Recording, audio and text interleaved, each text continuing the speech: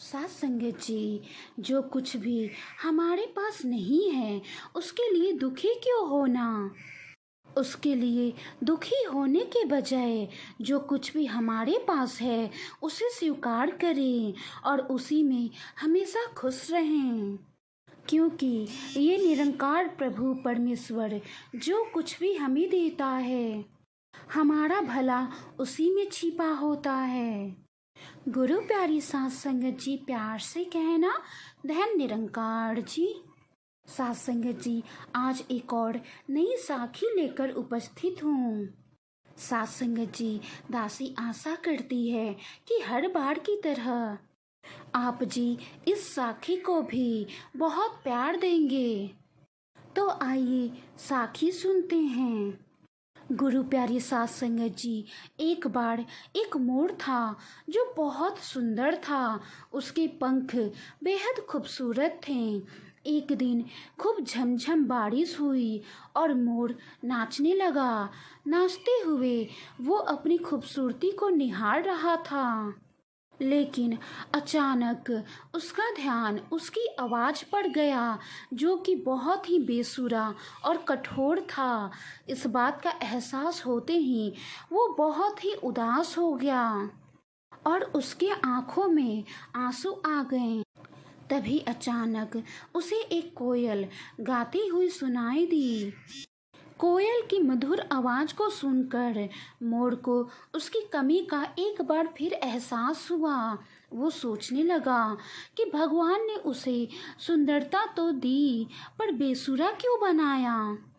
तभी एक देवी प्रकट हुई और उन्होंने मोर से पूछा, मोर तुम क्यों उदास हो। मोर ने देवी से अपनी कठोर आवाज के बारे में शिकायत की और उनसे पूछा, कोयल की आवाज इतनी मीठी है पर मेरी क्यों नहीं। मैं इतना बेसुरा और कठोर क्यों हूँ, इसीलिए मैं बहुत ही दुखी हूँ।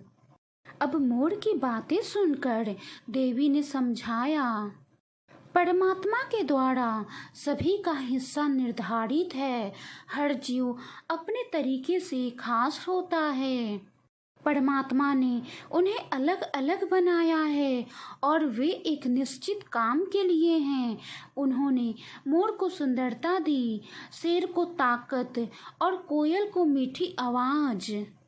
हमें तो परमात्मा के दिए हुए इन उपहारों का सम्मान करना चाहिए और जितना है उतने में ही खुश रहना चाहिए।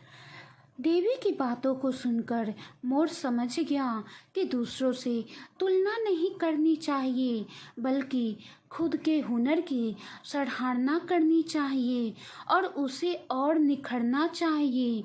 मोर उसी दिन समझा कि हर व्यक्ति किसी न किसी तरह बहुत ही यूनिक होता है, अलग होता है। हर व्यक्ति में अगर कुछ गुण होते हैं तो उनके अंदर कुछ अवगुण भी होते हैं, तो हम अवगुण को क्यों देखें। अवगुण को नज़रअंदाज करके उसके गुणों को देखें और स्वीकार करें। गुरु प्यारी साथ संगत जी, कहने का भाव है, खुद को स्वीकार करना ही खुशी का पहला कदम है। जो कुछ भी आपके पास नहीं है उसके लिए दुखी होने के बजाय आपके पास जो है उसे स्वीकार करें, क्योंकि परमात्मा हमें जो कुछ भी देते हैं उसमें हमारा भला छिपा होता है। कुछ ऐसी चीज़ें होती हैं जो हमें मिल जाती हैं लेकिन वो हमें पसंद नहीं होती और हमें बहुत ही बुरा लगता है, लेकिन कुछ समय बाद हमें ये एहसास होता है कि जो हमें मिला वो हमारे लिए कितना अच्छा था।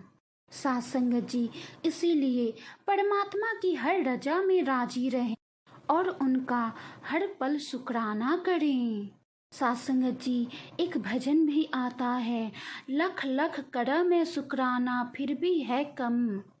गुरु प्यारी साथ संगत जी, कहने का भाव है कि लाख लाख शुक्राना करने के बाद भी वो कम ही है। जितना हमें परमात्मा दे देते हैं उतना तो हम शुक्राना भी नहीं कर पाते। बस एक दिन में अगर कुछ बार शुक्राना कर लिया तो यही सोचते हैं कि अरे आज तो मैंने बहुत ही शुक्राना किया। लेकिन साथ संगत जी, परमात्मा तो झोलियाँ भर भर के देते हैं और जितना भी शुक्राना किया जाए वो कम ही है। इसीलिए हमेशा परमात्मा का शुक्राना करें और खुद को स्वीकार करें। परमात्मा ने जो कुछ भी हमें दिया है उसमें खुश रहें, ना कि शिकायत करें। हम राजी उसी में हैं जिसमें तेरी रजा है। हे सतगुरु, तू हमें जैसे भी रखे उसी में ही मजा है। साथ संगत जी, वाणी में कोई त्रुटि हो तो बख्श लेना जी।